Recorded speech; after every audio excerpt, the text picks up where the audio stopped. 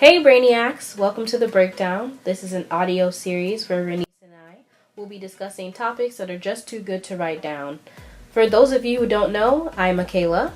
And I'm Renice. We are Barelybrainiacs. People are always asking us what do we know, and apparently it's a lot. So today we're going to be talking about specifically friendships, and this is going to be a part of a series where we're reflecting on our college career and all the things that we have done so far. And so we're going to begin with our guiding questions and go from there. So yeah, let's get into it. So our first question is going to be, what is a friend? Now, Kayla, I want to hear you go first, and then I will go with what's a friend to me. Go ahead. A friend. LOL. So I suppose a friend would be someone that you are it's a mutually understood that you guys are going to support each other. It's kind of like one step down from like a romantic relationship where you guys are there to support each other, tell each other the truth, there's loyalty involved. But honestly, each friendship that I have, it's different per friend, so I really don't have a definition. I just have a group of ideas or ideals that I'd like people to adhere to generally, but each friendship is different. So for me, personally, this is a harder question because a lot of people do not have the same definition that I have of friendship. And for me, a friend, the most important part of this is that you guys have a mutual understanding of what a friend is, because there are lots of individuals that I consider acquaintances, and they consider me a friend. A couple of them are listening right now thinking they're in the friendship group where they're not. Is the shade necessary? No, it was not. A friend is someone that if I run out of gas, I can call you.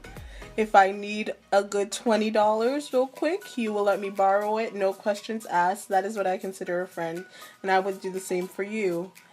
An acquaintance is someone I see at social events only. They may have my number, but there is no constant conversation. I probably don't talk to you more than once every month or so. Sure don't know where you live.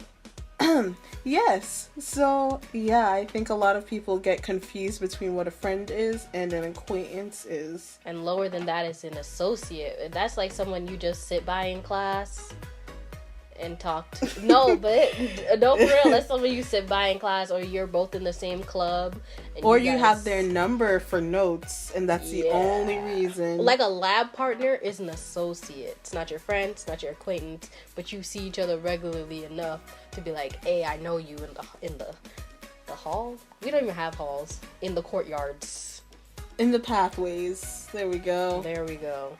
Okay, our next question. What makes a good friendship? A lot of y'all hoes need to know this. We're going to keep it family friendly as possible, but some of us got a mouth. Some of us got a mouth on them. Thank you. Go ahead, Renice, since you are so passionate. What makes a good friendship? So, a lot of people pass around the word toxic. I'm avoiding this word with a passion. But what makes a good friendship to me is the ability to compromise and to understand people's boundaries, especially when it comes to friendships. Of course, in a relationship, a boundary is important, but I feel like in a friendship, you cross a lot of boundaries because you're usually a lot more comfortable with your friends. And I think that's the biggest point in a friendship, and just knowing not to overstep certain boundaries. Like, certain things are just not meant to be done in a friendship, and that's okay. I personally think before you can even get to what you were talking about, you cannot be friends with somebody if you do not communicate to them what you are expecting them to do, because it's one thing for you to expect that, but I'm expecting something totally different. You want me to give you gas money, but I want you to, I don't know. Y'all see how she was shading my earlier point? Flip my tires or something like that. And if you don't communicate that, then how are you guys supposed to even get on about that? So if you're not communicating with your friends about what behavior you think is acceptable, what behavior you don't think is acceptable, how deep is your friendship, all these things need to be talked about. It's very awkward that you're talking about them, but if you don't get it out now, you're literally you're gonna have a bad time. Like, you're gonna get into many disagreements that could have been avoided if you would have described in the first place how, you know, you wanted that friend to act. That it doesn't always have to be like, Bernice, if in the situation that, you know, we like the same guy, I'm expecting both of us not to like that person. When that comes up in, like, you know, other people's friendships or other things you see, even on TV, you need to voice your opinion on how you feel about that. Don't just assume your friend knows that, because every girl knows that that's wrong to do this and that. No, every girl does not know. And if you don't expressly say that to some people, then they will, you know, go ahead thinking it was okay because you never rightly expressed that it was a problem.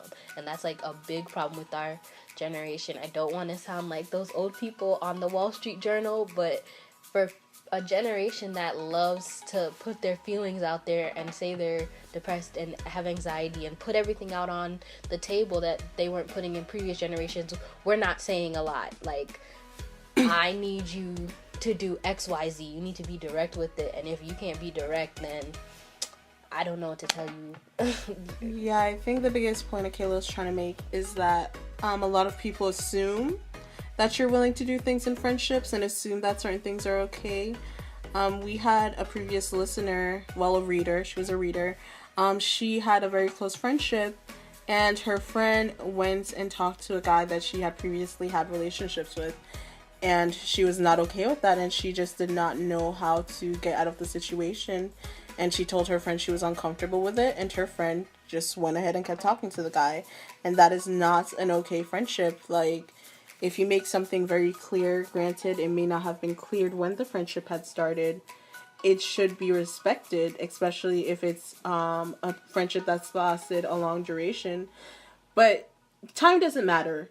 A good friend is a good friend. A good friend is a good friend is a good friend. If they would pull that on you the first day they met you, then they're willing to pull that on you, and they're still willing to put that on you the 10 years later. They're not a good friend, and you need to drop them and let it go, okay? Okay. And that's period. Oh my god, period. I'm tired of you. Okay, how to adjust in friendships and relationships. I think we answered that already, but just to reiterate, communication. You know, you guys are gonna grow up. You're gonna go to different schools, different places. Some people, if you choose to have kids, you're gonna have kids. If you choose to get married, you're gonna get married. And all of those things change the definition of your friendship. Maybe you hung out every single day in college. If you move away, you obviously can't hang out every single day, but as long as you establish that foundation and communicate that I don't need you to talk to me 3 times a day every day anymore if we don't live in the same town, but I want you to check in with me every month so I know how you're doing. You gotta communicate these things with people, especially in relationships. You know, it's summer, so we single out here. You know, it's summer. We trying to don't give people ideas. We trying to be out here in classes, and work, and our beds, playing by City yourself. Girls, playing You don't even know the words. I don't, but that's the vibe. So, Meg's new album dropped today, y'all. Yeah, go get it. Go get Fever. Thank you. Anyway, but yeah, communication.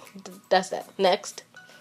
So how to support your friend's progression when you are stagnant.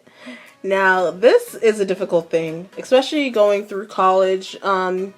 You're always going to feel like you're left behind a lot of the time because people are always doing a lot, and you feel like you think they're doing a lot. You presume that they're doing a lot. You make assumptions that they're doing a lot. And most of the times, that's not necessarily true. I think the biggest thing to remember is that you need to stay in your own lane, baby. Vroom, vroom. Mind the business that pays you, okay? You need to stay focused on yourself and, like, progressing yourself. Like, I don't have any plans, 5-year plans, but I know what I'm doing next year, okay? Like, you just need to take it a day at a time, a step at a time, and just focus on what you are doing for yourself and not what others are doing. And you do have to be supportive of your friend. Even if you're not having a good day, you put on a smile, you go to their graduation, you go to their, you support them for their job interview, give them tips, Even if it's like a mock interview, you do that and you do your best to support them in the best ways you can. Like, buy a painting. Stop asking for discounts, okay? Don't be asking for discounts when they just started a business. Honestly, side note, if your friend has a business, I know they will do it for you for free, but at least give them something, you know what I'm saying? At least a tip. If you have it, you know what I'm saying, you need to pay them full price, because how are they supposed to progress if their circle doesn't invest in them? Now, I'm not talking about your cousin that's selling backwoods off the bus at the bus stop. I'm talking about people with legitimate businesses. Please support your friends. And what you were saying, you know. And if you don't have it, promo it. Promotion is also a big thing, okay? Promo it. To jump off what you said, like, you know, we will continue to do these audio series and y'all will learn what kind of person I am. But, you know, it's me and Jesus all the time. And I don't want to be that girl. Wow, so make it sound like I don't be with Jesus all the time, too. Anywho. Crazy. They say that God loves a cheerful giver. That's not just something they tell you at offering to make you give offering. You can give more than one type of thing. So when you are content in your life, even though it's not the way you want it to be, and content don't mean happy. Content means you accepted it and you realize that there are things you can do and you recognize that. That's what content means. It's not coming to you right now, but it will be on its way. So God loves a cheerful giver. When you are giving out positive energy and supporting people the way you're supposed to be supporting them, even when you're stagnated, it's called doing things on faith, knowing that in faith your time will come and people can support you. And I'm not even gonna lie to y'all, it's a slippery slope, because me and Renice and I, baby, often give of ourselves and do not see it return ever. But you know, our time will come. Our time will come, you know, and the people that are supposed to be supporting us, the people that have been supporting us, continue to give us, you know, positive vibes and love and support will be there as they've been there before. But, you know, love can be replenished. Positive energy can be replenished. Even if you give of yourself, all these things will come back to you. Especially if you're doing it of yourself and not to get something back. I don't want you to be be nice to people to get something back, because that's not how that works. And also, to add to that, do not let people discourage you from keeping on giving yourself. Like, you don't need to give your all, but don't let the fact that you don't get love returned stop you from giving out love. It's very important that you keep that love going, because if it makes you happy, just do it. It's not going to kill you. It's not bothering you. Just do it, because don't let people ever bring their negative vibes onto you. Not to your detriment, though. Do not be going hungry and, you know, feeding people. Yeah, feeding people. Or you got to make sure you're good first, because how you can't give nobody nothing if you don't have it within yourself. So that doesn't make any sense. On the airplane, they say secure your mask before you secure others. Keep that in mind. Amen. Okay, moving on to the next question. When your close friend betrays you, or when you betray your close friend? You can start it, Kayla. Oh, girl. I personally, let me put on my martyr hat. I don't think I've ever betrayed anybody. Probably in small ways, and in those ways, you know, if anybody hears this and says, "Oh, Kayla, you did this to me," I will gladly and freely just, you know.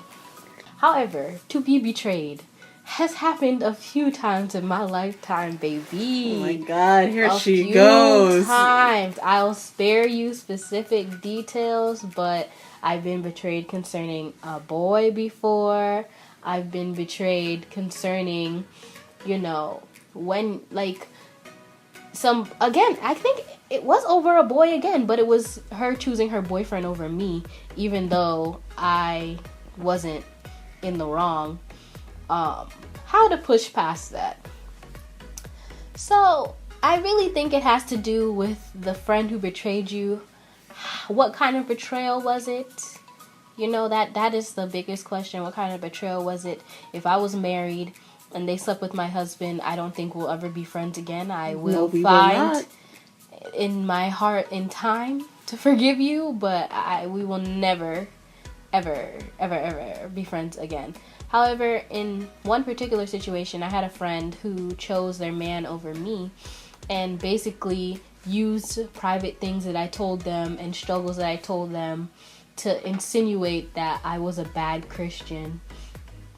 And that really hurt my feelings because I really, put a lot of stock in what they said and, things like that. So it really hurt my feelings. Like, it really was detrimental. I felt like at that point I couldn't trust anybody who wanted to be my friend, at least not fully, because I feel like everything could be just going fine for years, and then sometime down the line, like, they could be like, yeah, boo, you're dumb. And that would really hurt my feelings.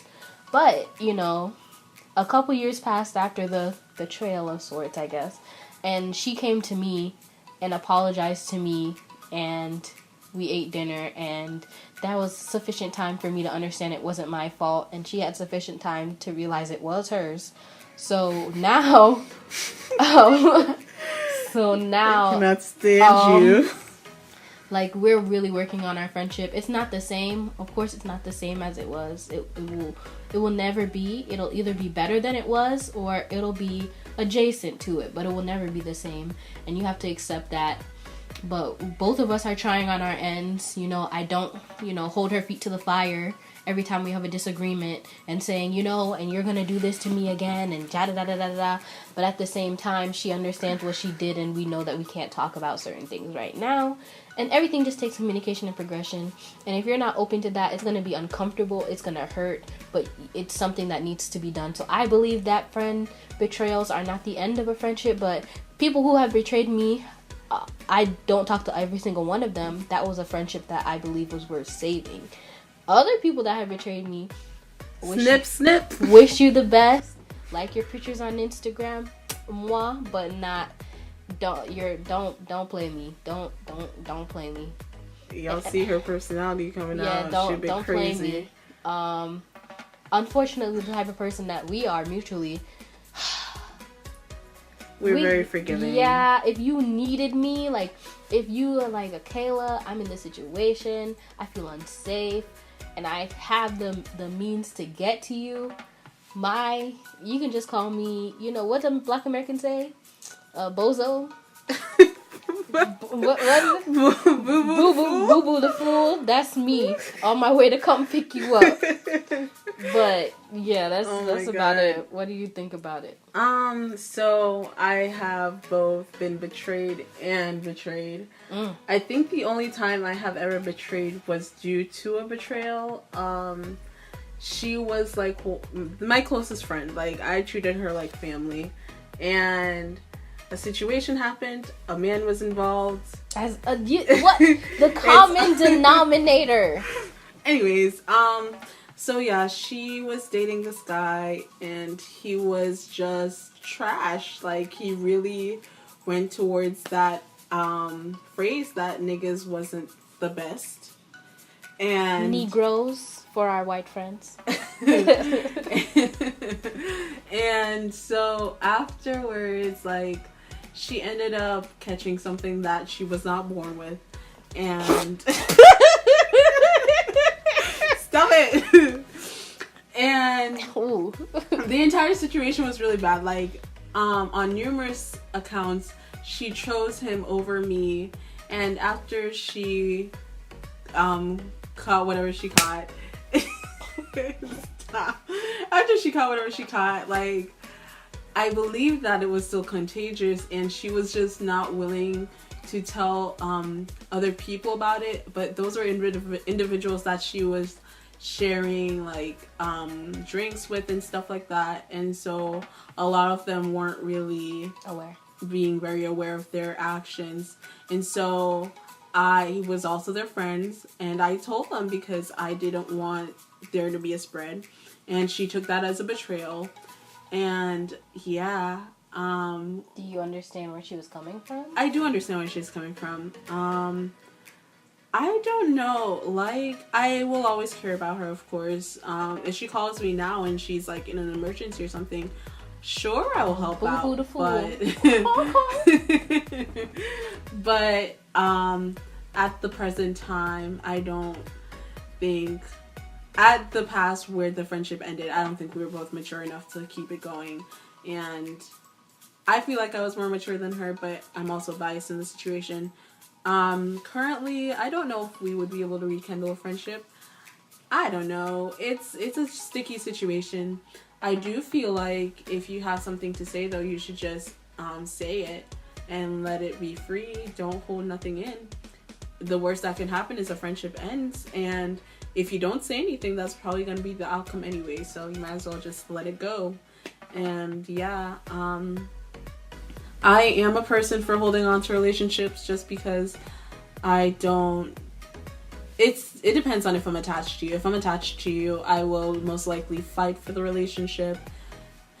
Granted, attachment is not an easy thing for me to come by, so definitely will fight for it. But if it's time to let it go, let that bad boy go.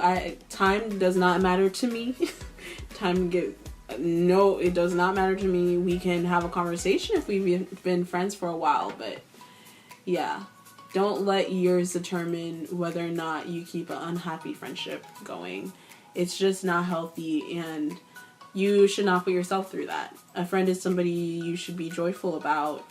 And not always. Sometimes they gotta tell you some stuff. I mean, of course, sometimes they gotta tell you some stuff, but majority of the time, it should be somebody that you're happy to be around and that you're choosing to be around. Why would I sit around with somebody I don't like? Okay? I don't know why I sit around Akela. Alright, and that's the tea on that. We have already answered differences between associate, acquaintance, friend, and close friend. Let's do living with friends. I'm being messy, y'all, because we at Renee's apartment and her roommates are here. I'll go first. I'm tired of her. I've never lived with a friend, but the person I've lived with has become my best friend. The first 2 years of college, I got a random roommate. Her name is Brianna Hill. Bachelor's and master's in psychology. Do you hear me? Alright. What if she did not want her business out like this? She got a LinkedIn. But anyway, check that out too. Yeah, we were randomly paired together and we lived together for 2 years and we've been best friends ever since. It was very, fairy tale living with her. I miss her so much.